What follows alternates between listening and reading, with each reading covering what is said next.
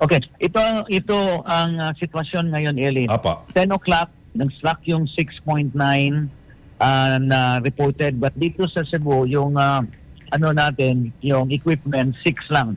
Okay? Now, the second thing is, ang na-reported na, wala namang reported na casualty or namatay. Mayroon lang injured 5, but not critical.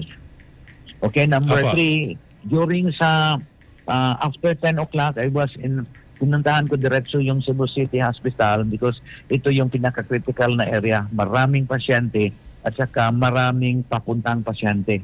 So, in around 10:10, ang ano namin, ang decision is evacuate the entire hospital. So, lahat by 10:30, na kuha na namin yung lahat na pasyente. But the problem is, may nag-anticipate kami ng ulan. So, dala kami ng tent.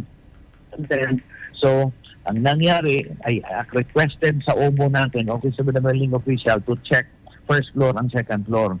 Yun, pag-check nila, sabi, walang problema. So, lahat ng mga pasyente, binalik natin sa ospital. Nasa first floor na ngayon. So, walang problema. Now, ang nakita natin dito sa mga building na mga malalaki, it's mga yung basic na mga hanging items like chandelier, yung ceiling, yun lang ang medyo natanggal. But nothing critical yan nakita. But what we're doing right now is that first, cancel namin yung klase for today for the inspection sa lahat ng mga schools.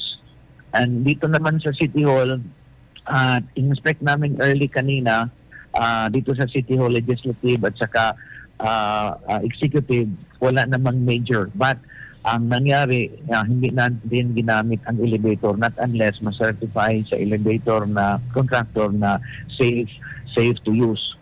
Now, the other thing is, there's so many companies dito sa City of Cebu na walang expertise sa pag-check up sa mga building nila. So what we did is ask the engineers all over the city na kung pwede silang makahatag ng assistance for the joint inspection with our OBO, our disaster team, our team sa DEPW para we can already check kung okay ba ang mga buildings. But so far